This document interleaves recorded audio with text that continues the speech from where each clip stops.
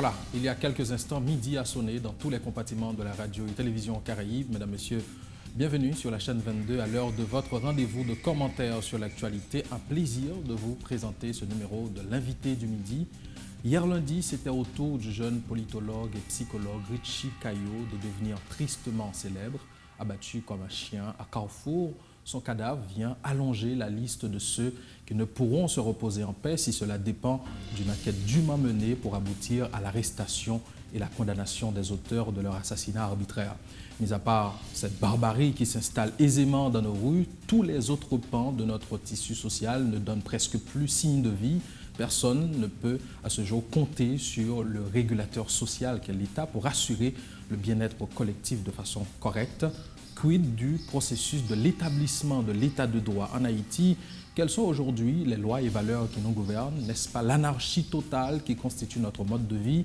Directeur exécutif de l'initiative de la société civile, militant de droits humains de longue carrière, le professeur Ronnie Desroches est notre invité ce midi pour aborder cette préoccupation. Professeur Desroches, bon midi et bienvenue sur ce plateau. C'est un plaisir de vous recevoir. Bonjour Davidson, et je salue également tous les téléspectateurs et téléspectatrices de Télé Caraïbes et je vous remercie pour cette invitation à l'invité du midi. Très bien. Et avant de toucher de plein fouet la problématique qui nous intéresse, j'aurais aimé savoir de quoi il en est, votre actualité, qu'est-ce que vous faites, l'OCID et l'ISC, dans un temps aussi troublé, doit, à mon sens, être au travail.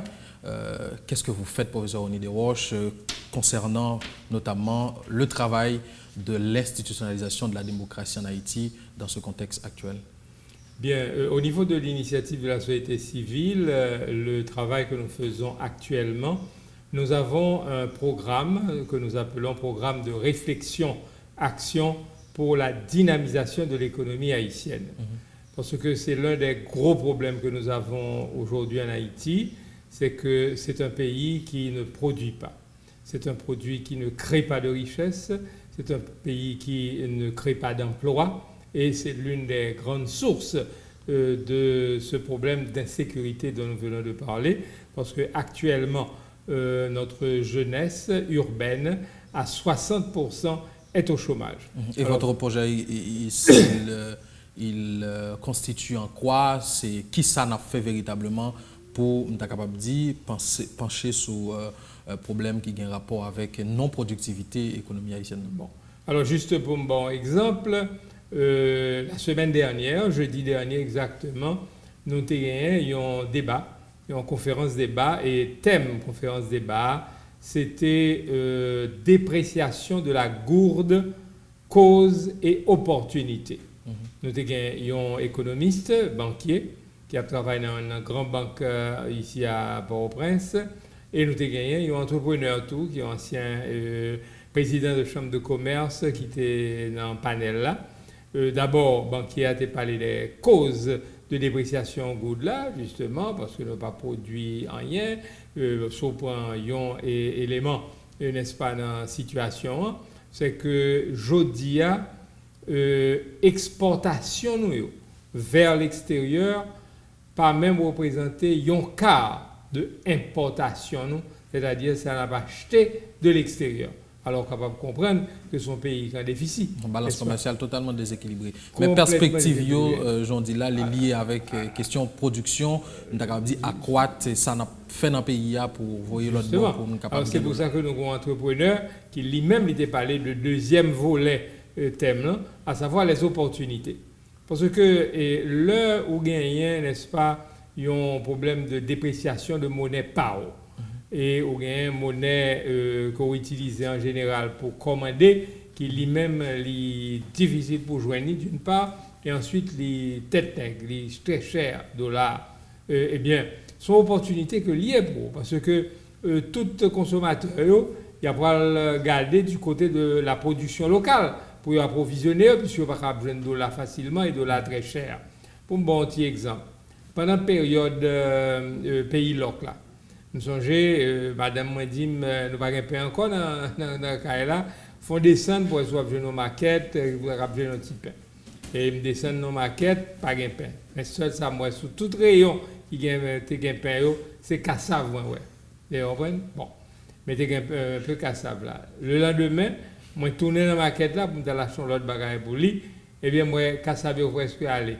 Monsieur, que les gens qui habituent à acheter dans ma maquette, ce n'est pas les gens qui achètent cassave tellement. Mais puisque pain en pâte là, on prend obligé pour un cassave là. Donc, c'est pour vous dire que la production locale là, le devise là, est cher, eh bien, la production locale là, il y a une chance, n'est-ce pas, pour être capable d'encourager la production locale là. Donc, c'est pour vous dire que gagner des possibilités, je veux dire, dans le pays. Et problème goût de la cape dépréciée, eh bien, là, nous comparer Haïti avec Jamaïque et puis République dominicaine, eh bien, pendant les 40 dernières années, les 30 dernières années, eh bien, nous sommes capables de dire dépréciation multipliée par 16. Ouais. Tandis qu'à la Jamaïque, les multiplié par 30. En République dominicaine, il est multiplié par 50. Autrement dit, deux pays voisins, nous savons, ils ont déprécié davantage que nous. Mais cependant... Situation économique, pas même. Pas même. Et cependant, là, on prend la République dominicaine, par exemple, alors que produit intérieur brut nous-mêmes en Haïti, et on dit pas produit intérieur, mais produit per capita. C'est-à-dire ce que chaque Haïtien en moyenne gagne pour le vivre pendant une année, c'est à peine $700 américains. Tandis que les $7,000 américains pour Dominicains, ça veut dire 10 fois plus, et les $5,000 américains pour Jamaïcains. Donc, cadre de vie totalement différent entre deux peuples. Parce que nous n'avons pas produit. Or, regardez, n'est-ce pas, République dominicaine avec Haïti, ils étaient à égalité en 1960, au point de vue produit intérieur brut, au point de vue produit per capita. Je dis à République dominicaine 10 fois plus passé nous. Qui ça le problème nous? Qui ça qui fait que nous pas maintenu même compétence ça? On a un problème. Alors c'est le problème ça pour nous chercher. Alors je dis à nous-mêmes, nous travaillons sur question ça parce que pour nous-mêmes économie c'est clé question. Nous retourner sur l'économie de manière plus globale à travers l'émission, mais où c'est tout, il y a un membre de cette commission qui était chargé des états généraux sectoriels.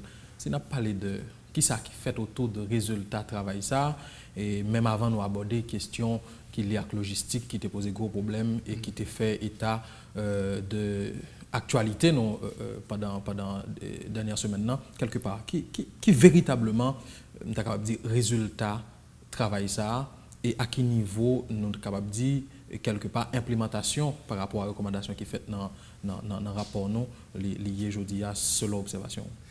Bon, en tout cas, bien content Davidson, question que vous posez là, parce que je vais annoncer une bonne nouvelle, et je vais annoncer tous les téléspectateurs, téléspectatrices de Télé-Caraïbes. Une bonne nouvelle, c'est que les résultats sont résultats qui sont extrêmement intéressants et importants.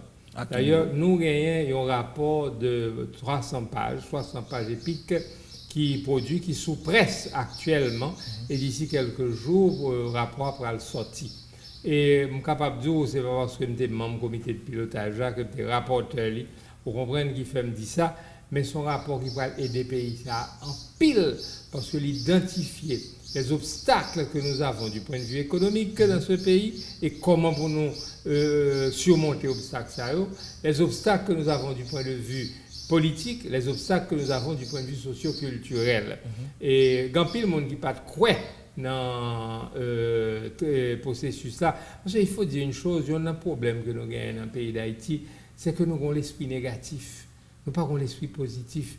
Tout le temps c'est critique, tout le temps c'est l'aspect négatif. Je suis que la plupart du monde dans le pays, ils ont retenu, et là peut-être les journalistes ont une petite responsabilité dans ça tout, ils mettaient accent sur le négatif. Petit problème qui était gagné entre... Mais justement, quelque part, crédit qui doit travailler ça, professeur, il passait par d'abord la grande inclusion qu'il fallait autour du travail de la commission et d'autre part, justement, ça nous-mêmes nous afficher comme membres dans les sociétés par rapport à Jean Travail. Il y a véritablement des discussions entre membres, des désaccords qui étaient sortis de eux. Donc, quelque part, crédit, travail que nous produisons aussi bon l'était capable bon, eh bien, il dépend de questions image ça que nous déprojetons oui, quelque mais part. alors image justement il dépend tout de attitude négative que m'a parlé le LIA. Par exemple, bon, je crois que le président de la République là, il fait un effort pour lui inclure le plus de secteurs possible ou des gens qui étaient premier ministre secteur Lavalassa que ont invité qui malheureusement pas venu, ou des gens qui étaient dans Sanoré les peut-être opposition modérée à Jodia que invité qui pas venu, etc. Vous comprenez? Parce que nous pas capables de passer au-dessus des perspectives partisanes malheureusement.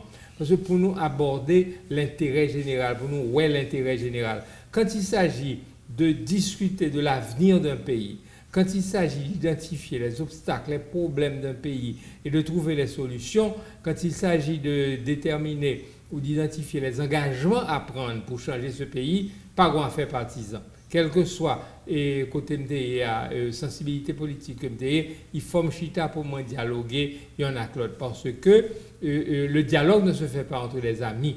Le dialogue se fait justement entre des gens qui sont contentieux, entre des gens qui ont des différents entre eux. Non climat serein, bien entendu. Pardon? Non climat serein qui propice à Chita Paléa. Bon, enfin, mais non, Chita Paléa, il qu'on fait pendant la guerre. Et souvent, Chita Paléa, c'est pendant la guerre que le fait. Toute guerre toujours finie pour Chita Paléa, oui. Vous comprenez?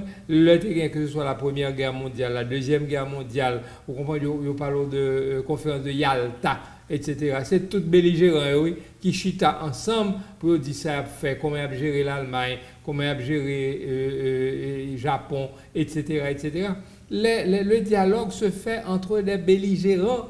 On n'a pas fait de climat, non? Par exemple, moi-même, j'ai été participé à une séance de formation sur les négociations au Canada au moment de la durée. Il y a comme ça que Israéliens et Palestiniens ils étaient réunis en Norvège. Ils ont obligé, n'est-ce pas, Yasser Arafat avec Isaac Rabin, passer 2 jours à vivre dans le même caille. Vous comprenez? Alors c'était des ennemis jurés qui ont dit, ils n'ont pas parlé. Nous ne pouvons pas parler, nous ne pouvons pas discuter. Mais au moins, chita ensemble, manger ensemble, et lever, dormir ensemble en bas, en même toit, pour que le rapport humain commence. Après ça, on a discuté. Donc, mais préalable justement, c'est les tous deux acteurs, tous des protagonistes, assurer que l'intérêt commun, le but visé, c'est le collectif. Le drame, nous pas gagné sens de l'intérêt général. Très bien. Mais pour le résultat du rapport, est-ce que nous gagnons, on y déclare de date que nous allons soumettre? Bon, ça me capable 12 semaines prochaines, non, après qu'on rencontre avec un certain nombre de journalistes, parce que nous voulais présenter à des gens qui ont participé à la discussion avant de finaliser le net.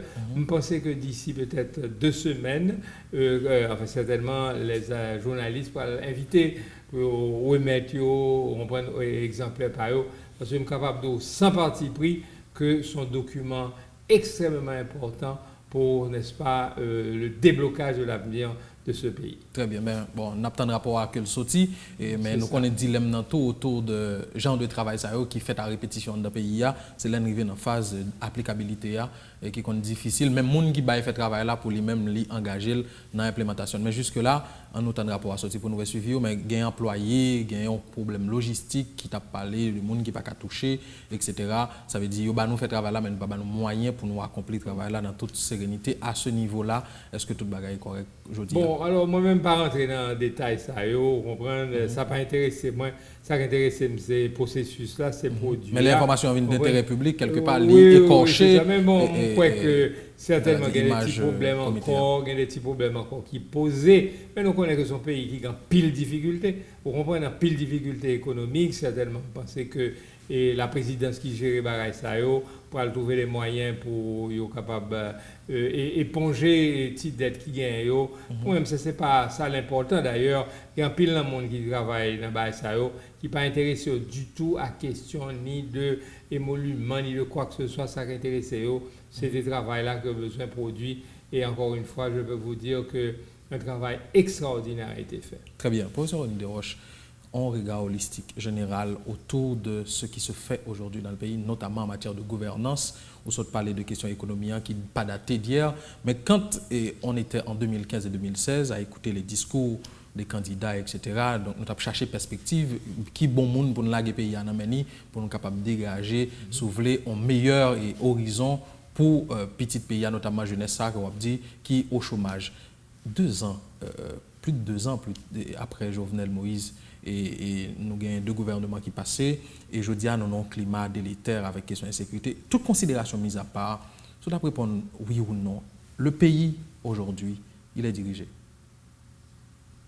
Bon, je suis capable de dire qu'il y a une déficience de gestion de pays, une déficience de gouvernance de pays, mais ce n'est pas un jugement simplement sur M. Jovenel Moïse, mais son jugement tout sur l'ensemble de nos institutions. Très bien. Parce que le président a une responsabilité dans sa cap fait là. Le Parlement a une grosse responsabilité dans ce qu'a fait là. Je ne sais pas si suivre le travail que nous-mêmes au CID nous avons fait pendant ces derniers temps. Bon, nous fait plusieurs enquêtes, n'est-ce pas? Nous fait enquête sur le travail législatif du Parlement. Notamment l'existence d'un bureau de parlementaires. 1 an, 7 lois seulement qui votées par les 2 chambres, vous comprenez, alors que nous ne touchons pas paquet de cob par le profond travail législatif. Nous parlons de bureaux, n'est-ce pas, qui plusieurs n'ont pas existé, ou bien n'ont pas fonctionnel. Et on prend l'argent pour ça. Et on prend l'argent pour ça. Nous faisons enquête sur la perception des électeurs par rapport à leurs mandataires, vous comprenez, etc. Il y a une perception plutôt négative ou mitigée, etc.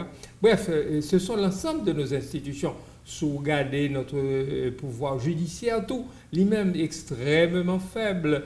Et ensuite, sauvegarder la police haïtienne, malgré tout effort qu'elle fait, malgré tout, nous capables de petits progrès qu'il fait. Mais la police nationale aujourd'hui n'est pas en mesure d'assurer la sécurité de ce pays, avec un effectif de 15 à 16 000 policiers et tout pas capable sur le terrain en même temps, qui est une administration, qui est au repos, qui est sur le terrain, etc. C'est-à-dire que c'est l'ensemble de nos institutions. Et puis on ne parle pas d'insécurité, etc. Mais l'une des grandes fautes commises par la nation haïtienne, c'est d'avoir laissé démanteler son armée, n'est-ce pas? L'armée avait un minimum de contrôle du territoire, de la population, etc., avec un service de renseignement qui permettait de voir des problèmes, etc. C'est vrai que notre armée méritait d'être réformée pour qu'elle devienne une armée démocratique, pour qu'elle devienne une armée respectueuse des droits de la personne, etc. Mais nous pas de quitter une institution comme ça pour nous démanteler. Jodia a payé conséquences à ça parce que Jodia en pile monde, y compris des hommes d'affaires, ils sont obligés à avoir recours à des bandits pour protéger, pour protéger. Justement, c'est de ça qu'on va parler. Puisque... Ce sont nos institutions qui sont faibles. Et c'est pour ça qu'on a une gouvernance déficiente, je dis, parce que nous avons commis beaucoup d'erreurs au cours de toutes ces dernières années. Justement, c'est les institutions qui assuraient l'établissement en état de droit, mais si nous avons regardé véritablement et question l'une après l'autre, où tu as évoqué problème d'insécurité, et là, il y a cette commission que le président a créée, commission pour le désarmement et le démantèlement à travers PIA, côté qui il a souligné qu'il y a au moins 76 groupes ou bien gangs armés qui existaient dans le pays et en pile là-dedans, capacité logistique, ils ont sorti 2 politiques ou 2 hommes d'affaires, j'en sorti tout à l'heure. L'entendez en nouvelle comme ça. C'est vrai que c'est insécurité systématique, mais on parle de 76 groupes armés qui ont besoin de logistique quotidienne pour fonctionner. Et c'est les gens qui sont dans la politique, les gens qui sont dans le business dans le pays qui ont alimenté les gens. Quelque part, dans quoi on est avec un effectif de groupe armé comme ça, qui est capable au moins de compter dans la pour pipiti 20 personnes. La première chose, je viens de le dire, nous avons une institution. Parce que moi-même, je suis ministre en 1986. Moi, je songeais que une fois que je suis monté au général Lanfi, n'est-ce pas, je suis régler avec l'éducation. Et puis là, ça a pour recevoir le rapport de la journée, au moins le rapport policier de la journée. Et officier qui était porté le balia, il dit bon, comme son ministre qui leur met l'île pour moi. Et puis il lit le rapport de ça qui passé pendant les 24 dernières heures. Moi j'étais impressionné. Pour moi, le niveau de renseignement que l'armée d'Haïti avait, n'est-ce pas, du territoire. Ce qui est explicatif de l'organisation véritable de l'institution. Qui couvre tout le pays. Parce qu'il ne fallait pas voir seulement les généraux, les lieutenants, les caporaux, etc., les sergents. Il fallait voir aussi toute chouquette laouzé qui est dans tout le pays, ou comprendre toute chef de section qui est dans tout le pays, ces informations, etc. Donc le pays était vraiment quadrillé. Lors pour une institution comme ça, qui est une institution qui a 2 siècles derrière, vous comprenez, même s'il a toute qualité péripéties que le passé, etc. Vous comprenez, et il a à un moment donné une certaine discipline que le recevoir. Et parce que moi-même, Abdou, que lorsque j'étais directeur du collège Bird, à un moment donné, le général Abraham, à l'époque il n'était pas général, je crois, mais il était directeur de l'académie. Il avait invité le professeur de Ronceret, professeur de sociologie, le professeur Chavan-Douillon, professeur de psychologie, et moi-même comme professeur de philosophie, pour noter une dernière formation à la promotion de cadet qui a sorti, mon cher. C'était la meilleure classe que déjà me gagnais, pour comprendre tellement de discipline, etc. Et ces qualités, nous les avons perdues dans ce pays. Or, un pays besoin de qualité de discipline, etc. Donc, nous pas rendre compte de tort que nous fait à pays, pour comprendre nous démanteler une institution. Je ne suis pas militariste et je connais que l'armée a besoin de réforme. Mais cependant, il faut que nous rendions compte que nous prenions route vers l'anarchie, n'est-ce pas, nous démanteler ça. Maintenant, ça c'est un aspect. Maintenant, où prend la question politique. Avant d'arriver là, est-ce que, à travers l'exemple, ça reprend autour de l'armée haïtienne qui, peut-être avec le président Jovenel Moïse, marqué retour au lit, même si nous connaissons dans quelle situation et corps de défense haïtien aujourd'hui, c'est juste un embryon qui peut-être pas une capacité d'intervention, notamment sur la question de l'insécurité. Mais quelque part, est-ce qu'à travers l'exemple ça, on va expliquer aujourd'hui problème d'insécurité à travers une absence, on est capable de dire presque totale de l'autorité de l'État? Quand il n'y a pas d'armée, qu'il n'y a pas de force de dissuasion. Je ne suis pas politologue, mais n'importe quel politologue te dira que l'armée est le noyau dur d'un État. C'est-à-dire qu'on force de l'ordre, n'est-ce pas, qui est capable présent dans tout le pays. L'État ne fait plus peur, ne se fait plus craindre quelque part. Mais mon question est simplement de symbole.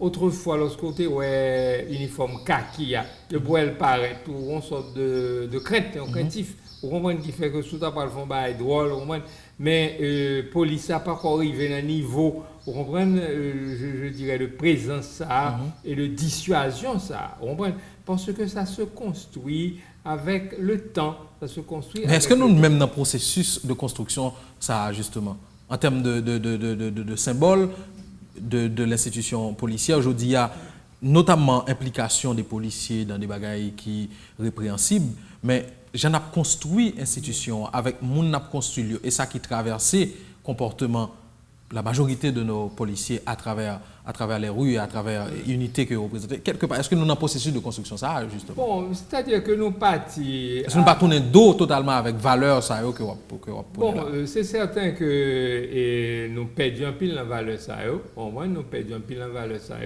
mais ça pour tout c'est que en quelques années on pas capable de créer même là. Pour qui ça? Parce que par exemple, leur prend un équité officier pour comprendre les passés dans différents départements, les connus dans différents départements. Pour l'arrivée générale, pour comprendre les passés dans pile stade dans la société, les connus, les respectés, les qu'on a pile monde. Pour comprendre c'est que les tel ou tel monde, il a un coup de fil ici et là.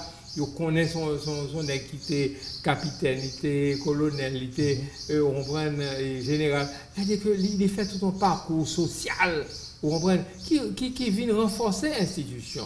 Mais police noire, les jeunes, et ensuite, les pagans effectifs qu'il faut, jodia pour véritablement remplir le rôle, n'importe quel la République dominicaine, qui a une population semblable à la nôtre du point de vue nombre, Vous comprenez? Bon, si je ne me pas trompé, il y a plus que 45 000 policiers, vous comprenez, etc. Dans nous-mêmes, c'est 15 000 nous gagnons, etc. Et si le peuple haïtien, pas ton peuple qui était nous capables de pays qui était quand même relativement doux, vous comprenez? Eh bien, c'est sauter déjà, vous comprenez? Donc, et je dis, je crois que approche qui gagne, hein, je crois que son approche qui est valable, une approche carotte et bâton, c'est-à-dire, s'il accepte pour le désarmer, pour comprendre, pour le remettre des amis, etc. Et il faut, bon, il est capable de considérer ça, mais autrement, il est capable de gagner un sort, vous comprenez, qui n'est pas enviable, parce que tout le monde sait qui était dans l'affaire de gang, il n'a pas duré longtemps. Maintenant, il faut voir qu'à côté de ça, il y a un problème socio-économique. Comme je t'ai dit tout à l'heure, nous n'avons pas fait croissance. À un moment de la durée, nous avons gagné $800 américains comme produit per capita. Je dis à descendre à 716 à peu près. C'est baissé, au lieu d'augmenter, parce que la population elle-même n'a pas augmenté. Vous comprenez? Nous sommes donc en général, nous utilisons un langage banal pour dire pays à gangou. Et créer conditions pour nous dans l'anarchie que nous voulons dire. Je me souviens qu'en 1978, j'ai écrit le premier article dans le Petit Samedi Soir. C'est un article sur la situation des droits de l'homme. Nous sous Jean-Claude Duvalier, en 1978, la situation des droits de l'homme en Haïti. Il y a un chiffre que je me cité dans l'article, je m'appelais l'autre jour, c'est que nous sommes à 5 millions d'habitants. Je dis à 41 ans après, nous avons près de 12 millions d'habitants. C'est-à-dire que nous avons plus que doublé ça. Et bien, en même temps, nous n'avons pas produit pratiquement, je veux dire, plus que 50% de ça n'a mangé, c'est en États-Unis avec la République dominicaine, n'est-ce pas, les sorties. Donc, nous avons un gros problème. Nous avons un problème à ce moment-là, où pas produit suffisamment pour manger, ou pas produit suffisamment et ou pas une économie qui permette que l'État rentre suffisamment de taxes, pour le capable bailler des services à la population, si bien que finalement dans pile zone dans le pays, ces gangs-là qui baillent la population, c'est minimum de sécurité, ces gangs-là. Sécurité, dit professeur? C'est vrai, oui, Sam Abdullah, c'est pas jouet. Comment gang a baillé population sécurité, c'est un paradoxe? Ah non, c'est pas un paradoxe. C'est pas un paradoxe que lié. C'est-à-dire que les gens, c'est-à-dire ils ont entendu avec population. Ils ont entendu avec population, pour comprendre et bon, à la mesure où la population coopère avec eux, quand pile là c'est eux mêmes. Alors maintenant, où vient gagner un problème côté que gang a bouma gang, à ce moment-là, ils viennent une source d'insécurité, vous comprenez, mais souvent, c'est M. Sao qui seul gagne une capacité, vous comprenez, une force de frappe dans la zone que hier, vous comprenez, et non seulement à la population, mais comme je vous le dis tout à l'heure, à regarder, n'est-ce pas, dans la ville là, quantité d'hommes d'affaires qui en affaire avec gang pour bail établissement, pour bailler magasin, pour bailler sécurité. En pile là, parce que la police là, vous comprenez, il n'est pas capable de présenter partout, etc., etc. Donc je dis à moi qu'il faut que nous rendions compte que nous avons besoin d'une police qui a un effectif suffisant, qui a une formation suffisante, qui a une unité, n'est-ce pas, et une hiérarchie respectée, vous comprenez, et qui a une présence tout partout. Parce que les zones de non-droit, souvent, police est presque inopérant, police est presque absent dans les zones. Sans compter l'État, pas un service santé, pas un service éducation. Voilà notre situation. On a parlé de précarité générale là, mais parallèlement à cette précarité, non-productivité de notre économie, il y a aussi l'utilisation qui est faite de ça nous gagne comme maigre ressources. Et qui vient faire que justement, au lieu que nous sommes capables de rentrer dans une sorte de rationalité parce que nous n'avons pas produit, mais si ça nous gagne, nous gaspillons. Mais qui a empiré le problème et où saute parler là de l'utilisation qu'a fait par exemple de l'argent qui sortit dans la poche citoyen dans le trésor public là, en dedans parlement, à travers bureau qui n'a pas existé, à travers une série de l'autre forme de gaspillage. On nous dit par exemple, le président de la République a décidé de mettre campé, par souci pour régler les questions de sécurité, en commission ou en comité pour gérer les questions des armements et démantèlement. Même j'aime souligner tout à l'heure pour le comité d'État général sectoriel, on a plein, il y a au travail sans moyens. Quelque part, lorsqu'on fait ça aussi à un pays, en tant que responsable, qui modèle vous voulez inspirer, qui sérieux vous voulez inspirer à travers la décision que l'État prend au jour le jour, qui pour assurer la population que le régulateur social, que l'État lit en toute conscience, ou bien monde qui dans tête lié en toute conscience de responsabilité. Alors, par rapport à la question ça qu'on posait, qui est un fond rectificatif pour vous, nous connaissons qu'il y a des problèmes financiers, mais ça n'a pas empêché que les États généraux ont pu fonctionner quand même. Très bien, mais là, nous avons cas de... pas de problème pour précision. 5 départements, ils ont fait les forums, etc., et le produit, vous allez voir le produit, c'est pas un produit qui sortit dans tête monde, c'est un produit qui sortit dans ça, on dit. Alors, par exemple, État général, pour voir que une forme de pratique qu'a développé dans l'État, c'est que, ou pour un groupe de monde dans la société qui inspire peut-être une certaine moralité, sérieux, pour faire un travail qui d'intérêt collectif, qui est utile tant qu'aux questions des armements et démantèlement, et ils au travail, ils voulaient, ils ont impliqué, contrairement à d'autres citoyens qui ont même dit non, ils ne pas rentrer, ils ont décidé de faire ce sacrifice-là et ils n'ont pas de moyens pour implémenter, on est capable de dire, deuxième phase qui entre dans le travail. Ça veut dire déjà contacter les et essayer de conscientiser autour de nécessités pour changer de métier,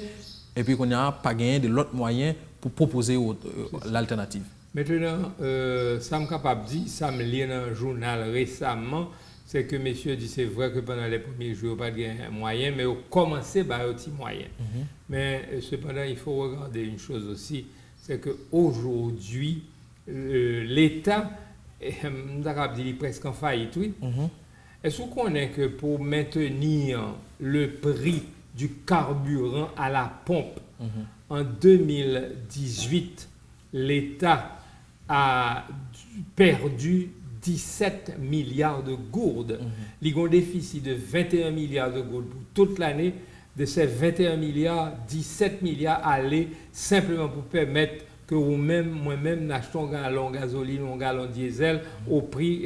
Parce que si les pas fait ça, nous avons payé le plus cher, nous avons payé le plus cher. Mais c'est même l'État ça qui a plaint parce que le perdu l'argent dans le gaz là, qui pas combattre les questions contrebande dans plusieurs millions de dollars qui ont gaspillé sur frontière là et qui pas et résoudre le problème de franchise douanière pour tout le monde qui gagne une certaine influence dans l'État et qui a gagoté, qui a fait marchandises rentrer pour vendre dans douanier sans pas payer un good. Donc quelque part gagner et une explication à niveau précarité de l'État, parce que d'un côté, il est obligé de faire des choix politiques pour capable de la population calme, mais de l'autre côté, l'État n'a pas jamais décidé de faire sacrifice qu'il faut pour aller chercher l'argent côté lié.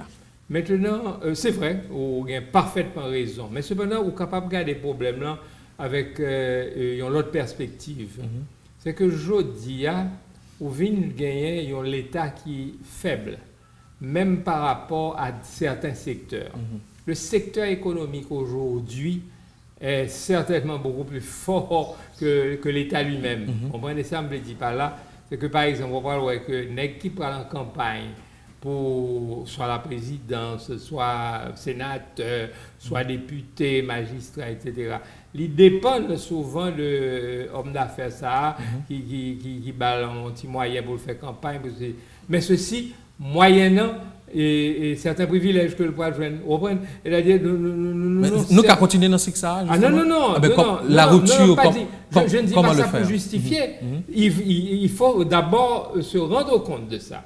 Il faut se rendre compte de ce cercle vicieux et reconnaître que les gens qui sont dans l'État ont leurs responsabilités par rapport à ça.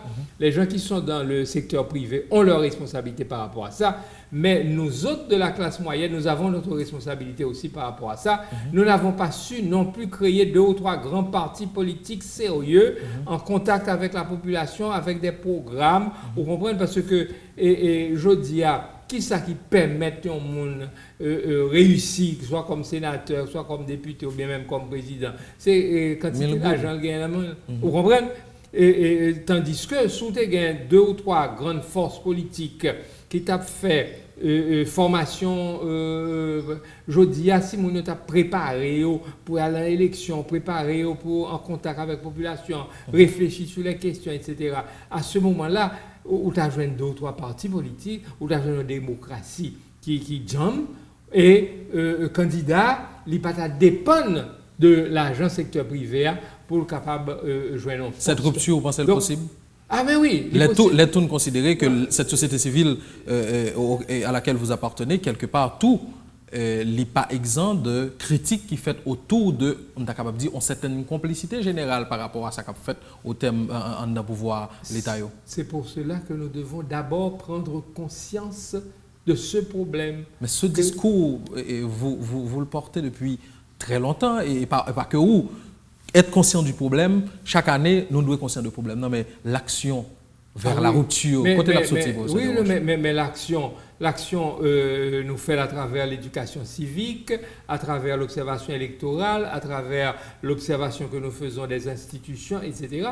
Moi, je suis en train de vous dire qu'il y a une prise de conscience et toutes ces idées, vous allez les trouver aussi un petit peu dans ce rapport des États généraux, le rapport, si vous voulez, malsain qui existe entre l'économie et la politique dans ce pays. Parce que ce qui se passe, c'est que très souvent, nous autres Haïtiens, nous avons toujours cherché bouc émissaire. C'est-à-dire c'est X qui est seul responsable de problème là. Personne ne prend conscience que l'on part de responsabilité d'un problème.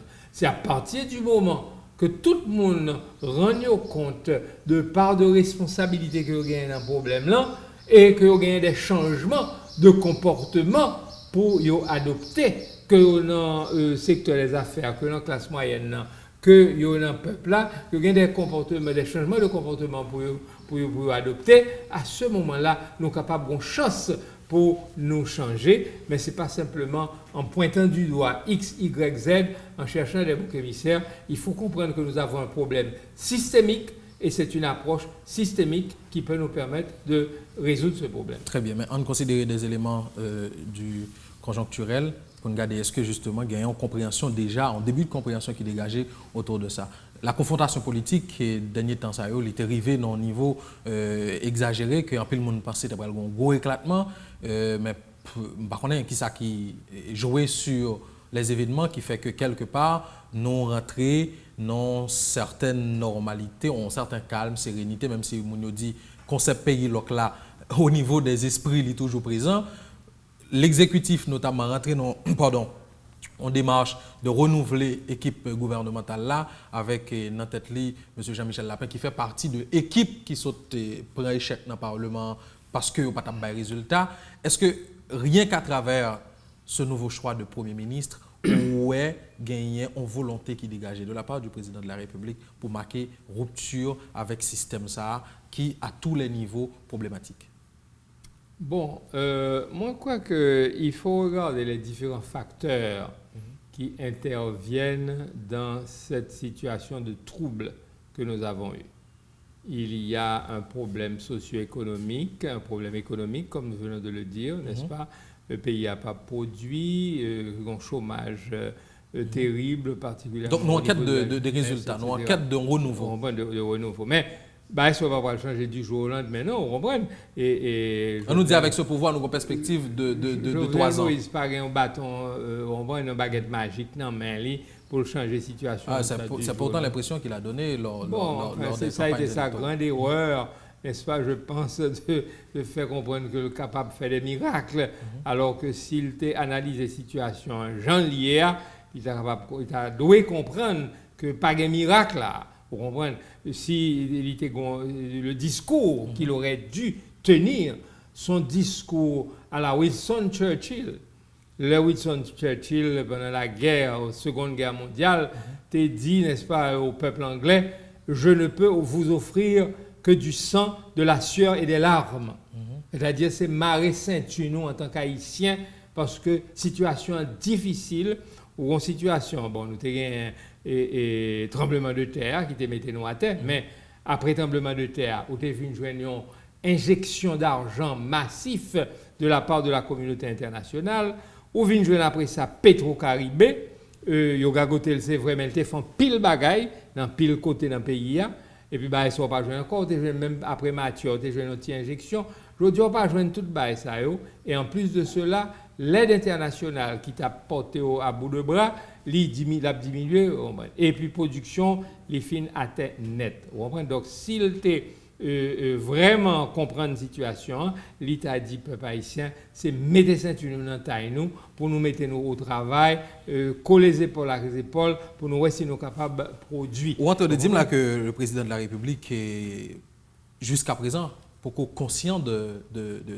niveau d'aggravation de crise là, parce que dans ses discours encore aujourd'hui, on voit cette volonté de faire des promesses qu'il sait qu'il ne peut pas tenir. Bon, je crois qu'il a un peu diminué au niveau de ses promesses. Enfin, je ne sais pas si je me tout ça à le dire, mais je crois qu'il a diminué la promesse, parce que il n'a pas vraiment... mais rien qu'à travers le choix de ce nouveau Premier ministre, et peut-être ça qu'a fait en termes de discussion autour de constitution cabinet, pour assurer d'abord une bonne gestion de la chose publique, de l'argent de l'État, et puis dégager, sauver les quelques politiques publiques qui allaient dans le sens intérêt collectif là, dans descendre par exemple niveau misère, attaquer problème insécurité qui est lié avec question précarité de quelque part. Est-ce que nous allons aller dans la direction ça pour les 3 prochaines années qui restent à Jovenel Moïse? Si on veut parler le langage de la vérité, ok, sans vouloir défendre le président de la République, je crois qu'il a trouvé beaucoup d'opposition aussi. Il a touché à certains dossiers, n'est-ce pas, dans ce pays. Il a fait des choix, peut-être de politique, et il a trouvé beaucoup de résistance. Et dans tout ça qui passait, que ce soit en juillet, que ce soit en octobre, en novembre, et même en février, là, vous comprenez, où gagner résistance ça, de la part de certains gros intérêts économiques, tout, dans le pays qui était là-dedans, tout, à côté de la frustration de la population. Mais pourquoi on n'en parle pas justement et désigner justement ces obstacles? Je vous disais tout à l'heure que parfois le secteur privé est beaucoup plus fort que l'État. Au moment, c'est-à-dire que, parce que, je vais vous dire une chose. Donc, ce n'est pas les lois qui nous gouvernent. Donc, il n'y a pas d'état de droit, justement, dans ce pays. Bon, enfin, nous connaissons que nous avons faiblesse de ce côté-là. Nous avons faiblesse de ce côté-là. Parce que d'abord, le citoyen haïtien, lui-même, dans son attitude générale, il ne respecte pas la loi. La loi est imposée aux citoyens par l'État, par la loi est d'abord, je dirais, le consentement général, le fruit d'un consentement général. D'abord. Maintenant, on a un État qui est le produit d'un choix d'une société, d'une société démocratique, et l'État est là pour l'imposer loi. Mais d'abord, la loi est une émanation d'une volonté générale. Malheureusement, ce n'est pas le cas pendant 2 siècles.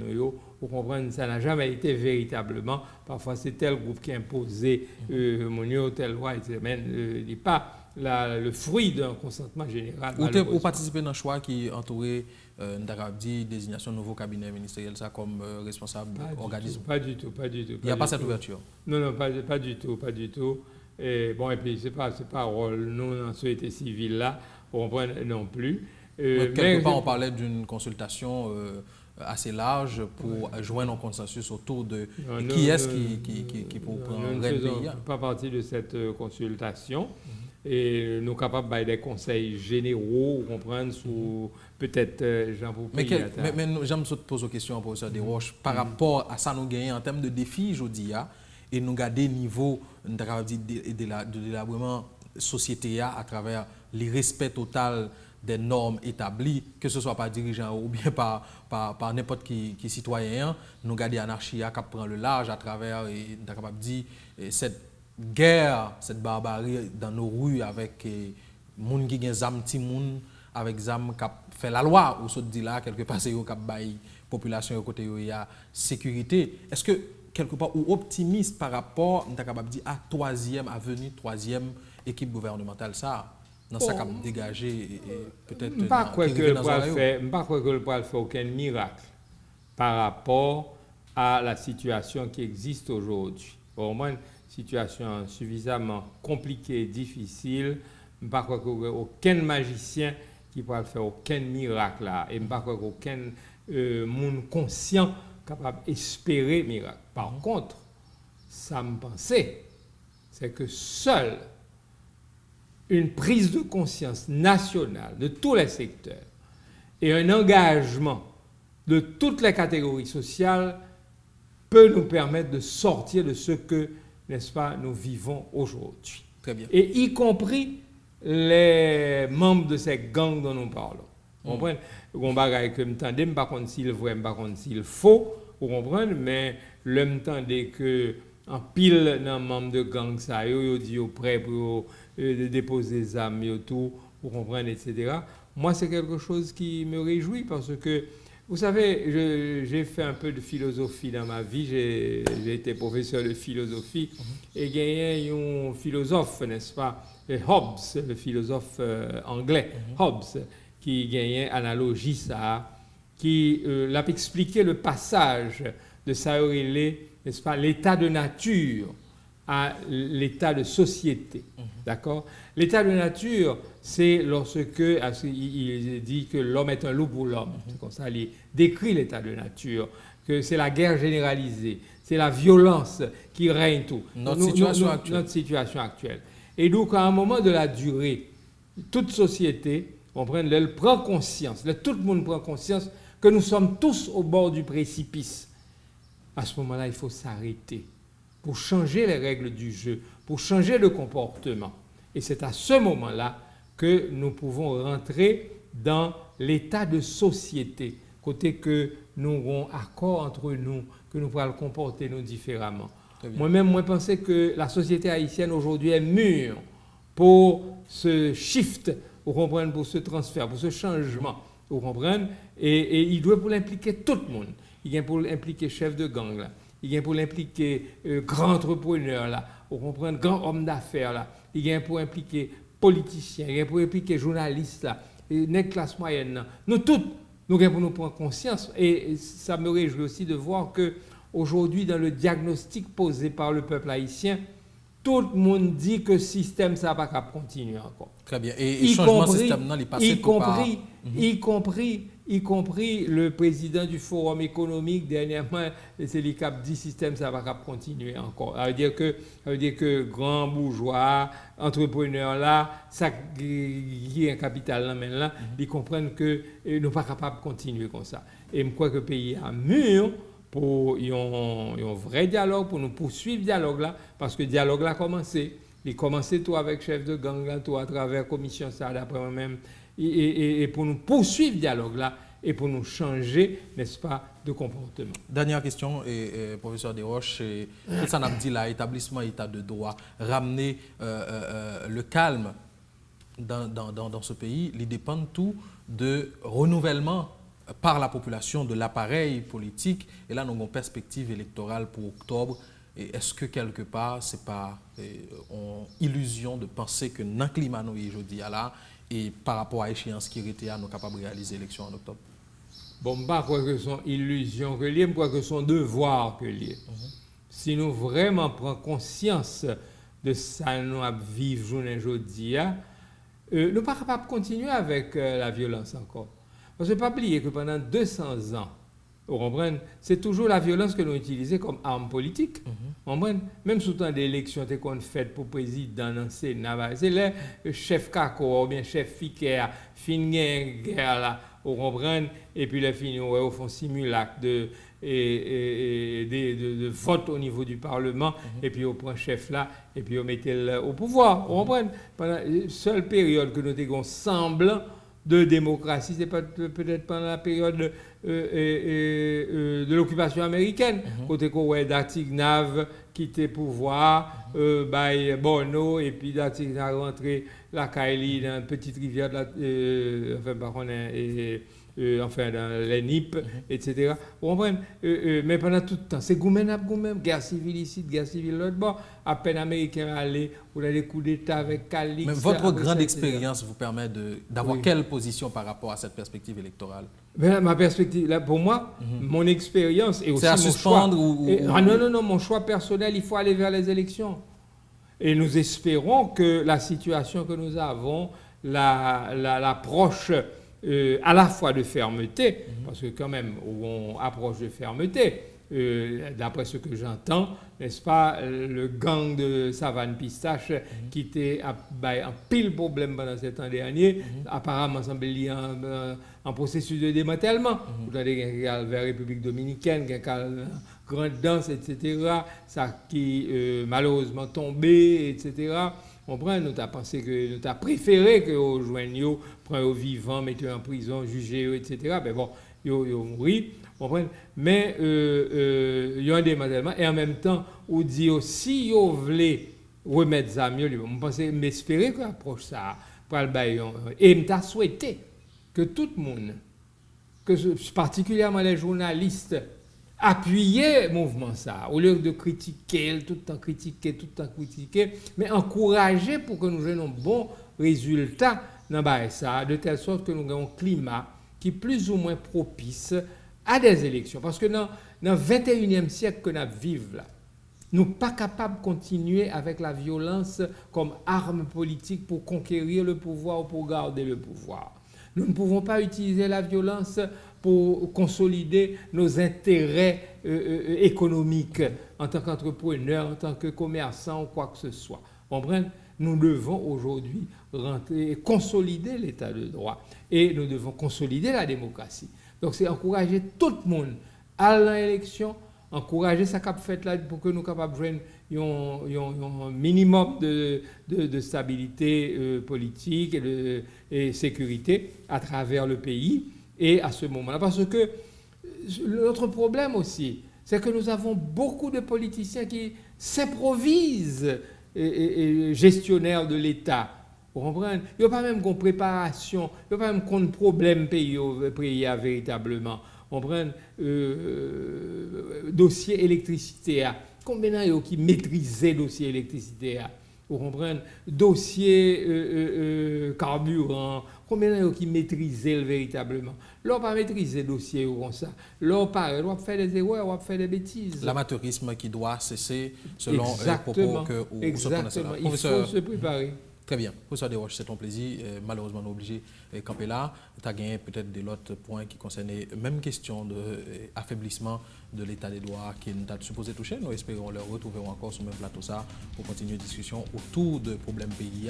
Et peut-être aussi, à un moment donné, parler de solutions, parler de résultats concrets qui amènent nous vers un meilleur pays, côté que tout le monde est capable de sentir qu'il y a une dynamique de développement qui engage tout le monde. Merci parce que vous avez consacré ce temps à Espace Invité Midi.